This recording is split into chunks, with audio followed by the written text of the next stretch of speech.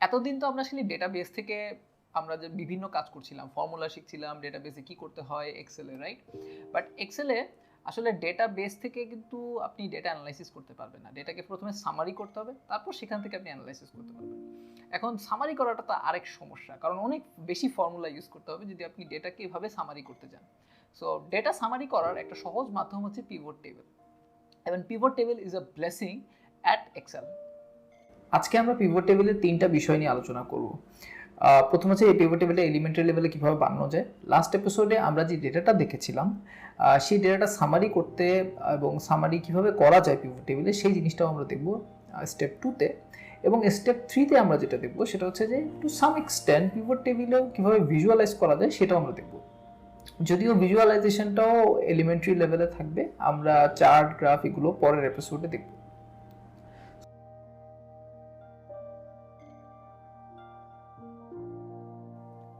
আজকের one idea হচ্ছে practice makes pivot table useful.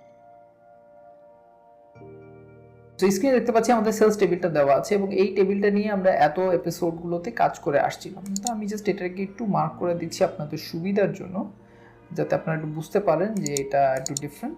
ওকে, এবং এখানে দেখেন আগের এপিসোডের যে ফর্মুলাগুলো আমি হুবহু রেখে দিয়েছি জাস্ট আপনাদের দেখানোর জন্য যে ফর্মুলা থাকলেও কিন্তু পিভট টেবিল কাজ করে।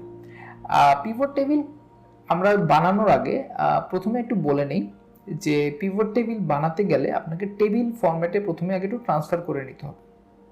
ডেটা টেবিলে ট্রান্সফার করে নিলে আপনাদের জন্য সুবিধা হবে। এবং আমি বলছি যে টেবিলটা আসলে কী জিনিস প্রথমে একটু দেখিয়ে নিই। সো পুরো স্ক্রিনটাকে আমি সিলেক্ট করলাম, স্ক্রিন বলতে আমার পুরো ডেটাবেসটাকে আমি সিলেক্ট করলাম এবং ডেটাবেসটাকে সিলেক্ট করে আমি ইনসার্টে আসলাম। ইনসার্টে এসে এই যে টেবিল, এইটাকে যদি আমি ক্লিক করি তাহলে কিন্তু আমার ডেটাটা টেবিল ফরম্যাটে চলে যাবে। অর্থাৎ স্প্রেডশিটে এতক্ষণ যা ছিল এটা কিন্তু টেবিল ফরম্যাটে ছিল না, এটা ছিল হচ্ছে শুধুমাত্র একটা স্প্রেডশিটে আপনি ডেটাটাকে ইনপুট দিয়েছিলেন। এখন এই ডেটাটা একটা অর্গানাইজড টেবিল হিসেবে নিজেকে প্রকাশ পাচ্ছে এবং এই টেবিলটাকে আপনি আপনার মতো করে সাজাতে পারেন। আমি জাস্ট খালি এটাকে একটু ডার্ক কালার করে দিই। ওকে, এখন এই টেবিলের মধ্যে আপনি একটা নামও দিতে পারেন, দিয়ে দিই। ওকে, সো নাম দেওয়ার সময় খেয়াল রাখবেন এখানে আপনি কোনো গ্যাপ রাখতে পারবেন না টেবিলের নামে কখনো। ওকে, এখন আমরা এটাকে একটা পিভট টেবিলে কনভার্ট করব। তো পিভট টেবিলে কনভার্ট করাটা জিনিসটা খুব সহজ। আপনাকে এই ডেটার কোনো একটা জায়গায় ক্লিক করতে হবে অথবা পুরো যে ডেটাটা আপনি সিলেক্ট করে নিতে পারেন, সিলেক্ট করেও করতে পারেন আবার সিলেক্ট না করেও করতে পারেন। আপনি জাস্ট খালি কোনো একটা জায়গায় কার্সারটাকে রেখে, অর্থাৎ টেবিলের কোনো একটা জায়গায় কার্সারটাকে রেখে আপনি পিভট টেবিল ইনসার্টে যাবেন, পিভট টেবিল সিলেক্ট করবেন। পিভট টেবিলটা করছে হচ্ছে সেলস টেবিল। এই টেবিলটা যদি আপনি টেবিলের কোনো নাম না দিতেন বা এটাকে টেবিল না বানাতেন তাহলে এখানে পুরো অ্যাড্রেসটা থাকতো, অর্থাৎ A1 থেকে যতটুকু পর্যন্ত পুরো টেবিলটা আছে পুরো টেবিলের অ্যাড্রেসটা এখানে থাকতো। এবং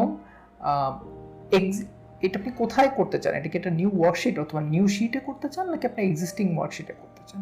সো আমি যদি এক্সিস্টিং ওয়ার্কশিট দিই, এক্সিস্টিং ওয়ার্কশিট দিয়ে টেবিল রেঞ্জ দিই। নিউ ওয়ার্কশিট দিলে খুব সহজ, প্রথমেই বলে নিচ্ছি নিউ ওয়ার্কশিট দিলে আপনি নতুন একটা টেবিল তৈরি করে নেবেন। এক্সিস্টিং ওয়ার্কশিটে দিলে আপনাকে টেবিল রেঞ্জটা দিতে হবে যে কোথায় আপনি আসলে করবেন। আপনি চাইলে এখানেও করতে পারেন, আপনি এখানে ক্লিক করলে দেখেছেন এখানে আপনার অ্যাড্রেসটা চলে আসছে। বাট আমি আসলে এখানে ক্রিয়েট করব না, আমার টেবিলের জন্য একটা জায়গা রেখেছি আমি 8.1 পিভট, এখানে আমি সিলেক্ট করব, অর্থাৎ আরেকটা শিটে করব। এটা চাইলে আপনি আরেকটা এক্সেলেও করা যেতে পারে। ওকে, আপাতত ওকে দিয়ে দিচ্ছি। মোটামুটি আমাদের পিভট টেবিলটা হয়ে গেছে। এখন আমাদের পিভট টেবিলের ক্যানভাসটা দেখেন পুরোপুরি ব্ল্যাঙ্ক। এখন বলবেন যে ভাইয়া তাহলে আমরা এটা কিভাবে করব এই ব্ল্যাঙ্ক ক্যানভাসের মধ্যে। খুবই সহজ। এখানে আমি একটু ক্যানভাসটা যখন আমরা ওপেন হয়েছে আমি একটা জিনিস দেখিয়ে দিই, সেটা হচ্ছে আপনি যখন পিভট টেবিলটার বাইরে ক্লিক করবেন দেখেন আপনাকে কোনো কিন্তু অপশন দেখাচ্ছে না। বাট এই যে এই ক্যানভাসটার ভিতরে যখন আপনি ক্লিক করবেন তখন আপনাকে নতুন একটা অপশন দেখাবে। এখানে দেখেন পিভট টেবিল অ্যানালাইজ নামে একটা অপশন এসছে। এখন এই অপশনের মধ্যে দেখেন ফিল্ড লিস্ট আছে, প্লাস মাইনাস বাটন আছে, ফিল্ড এডিটর আছে, কয়েক রকমের অপশন আছে। এগুলো যদি আপনি বন্ধ করে দেন তাহলে দেখেন আপনাকে অনেক কিছু দেখাচ্ছে না, বাট আপনাকে কাজ করার জন্য এই জিনিসগুলোকে ওপেন রাখতে হবে, তাহলে আপনি বুঝতে পারবেন যে আসলে অনেক কিছু আছে যেটা আপনি দেখতে পান।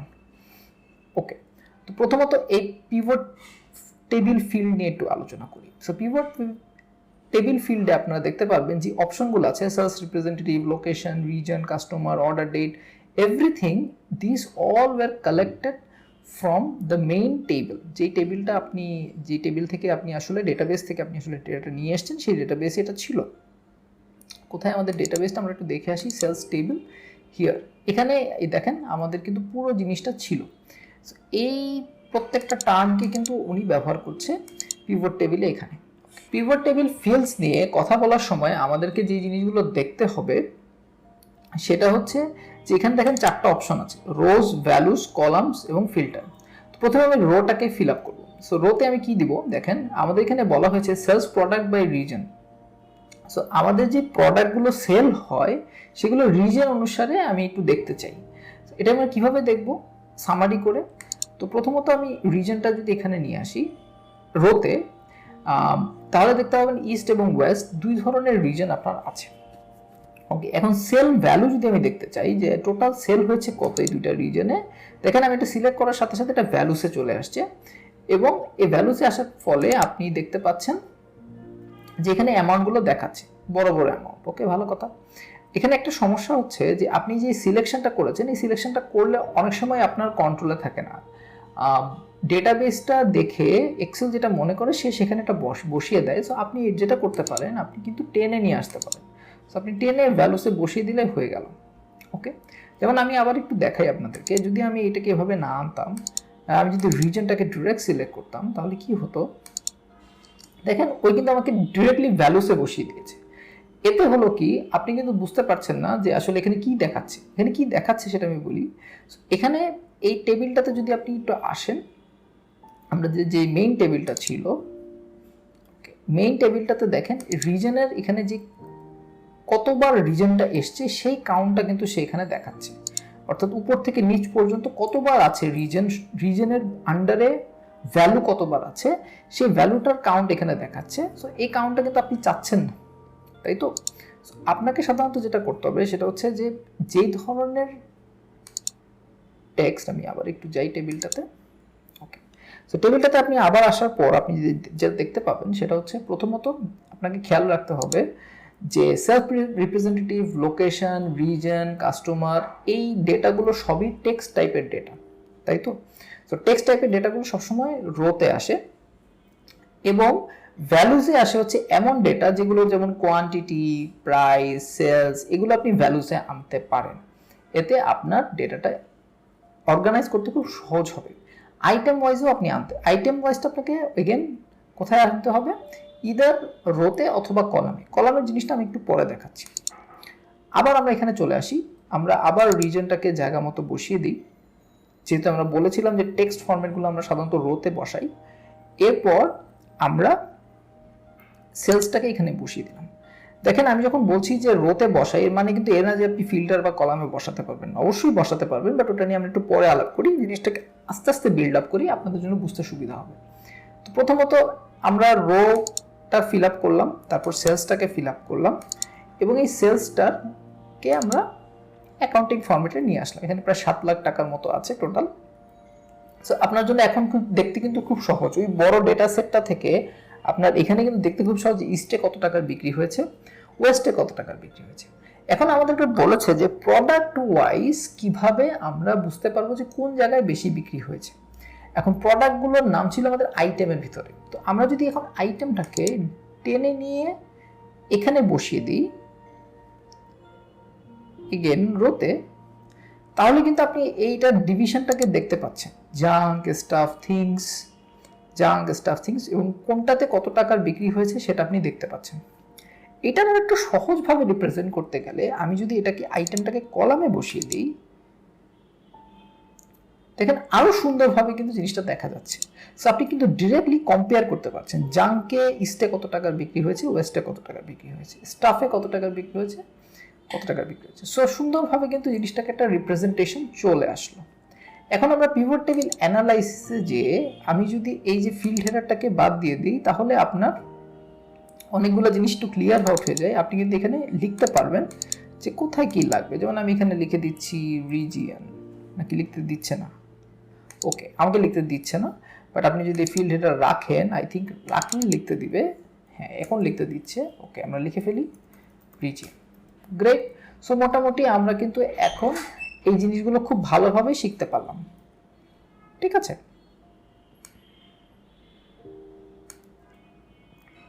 এখন আমরা স্টেপ 2টাতে চলে যাই।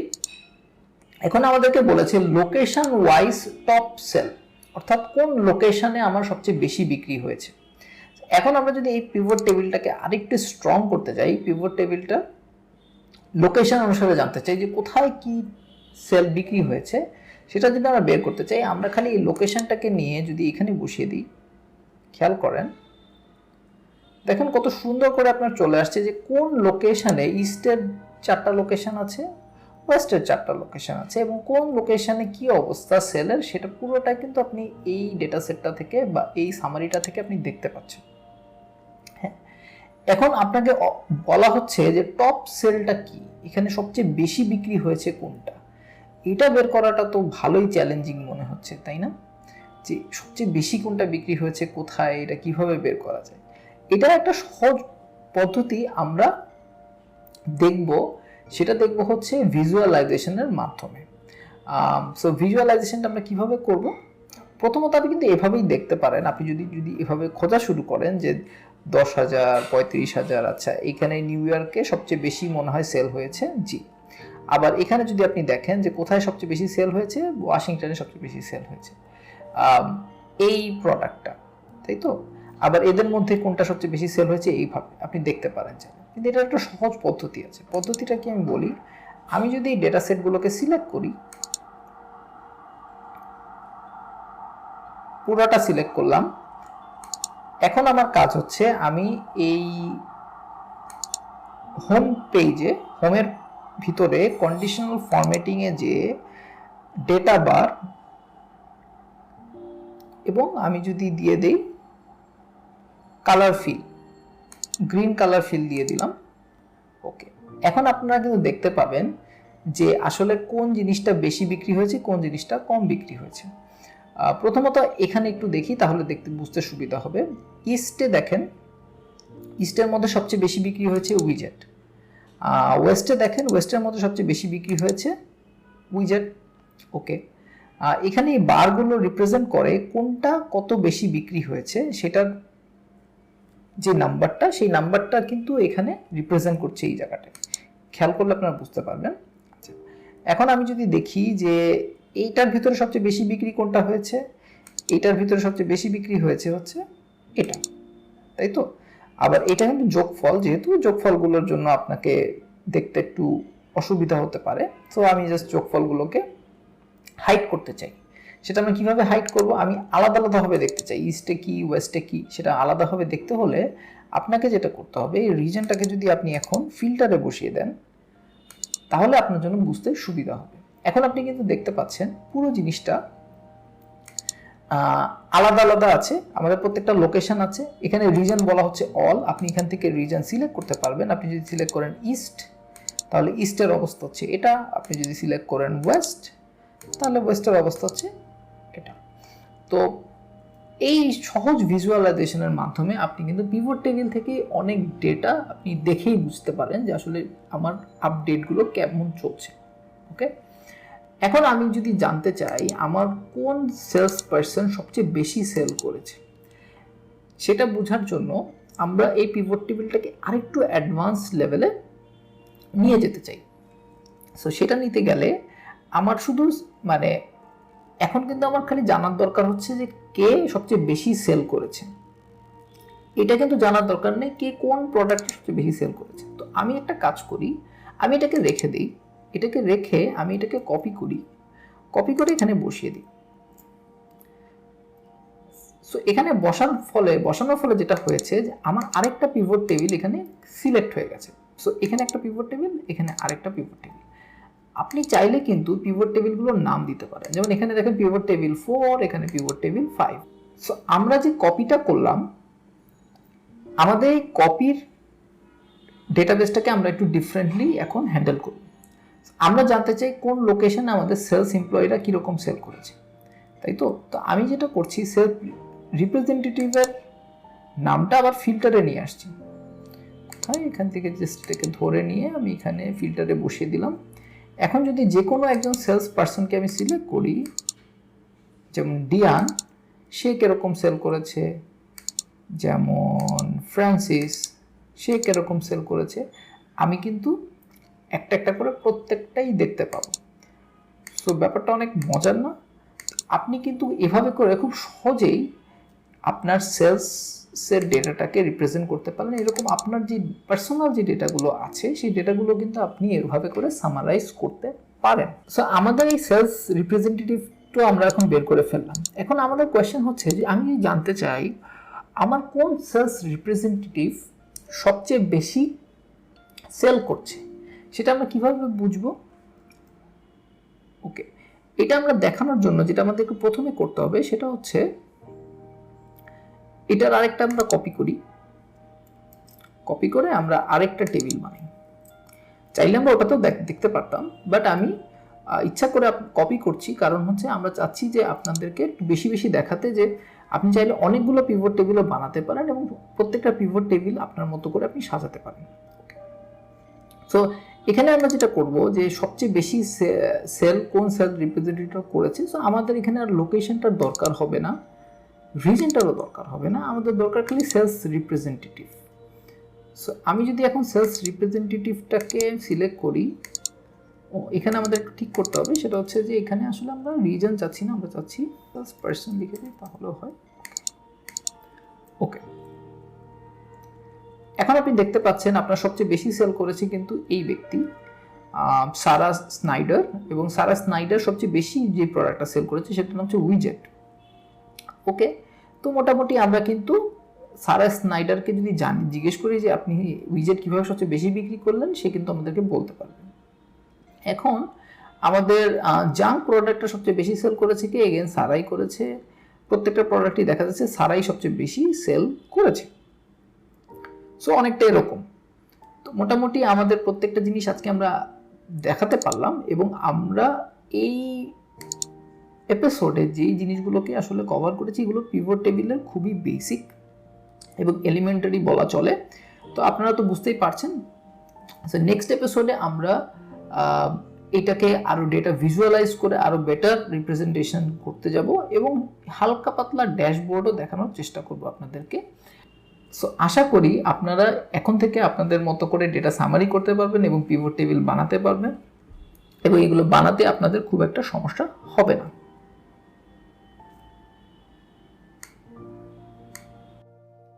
আজকের ভিডিওটি ভালো লেগে থাকলে don't forget to subscribe and like this video, and also next episode we'll be talking about charts and graphs, যেগুলোতে এই পিভট টেবিল থেকে আমরা ডেটা অ্যানালাইসিস করব। সো নেক্সট এপিসোডের জন্য ওয়ান এক্সপ্রেসেই চোখ রাখুন।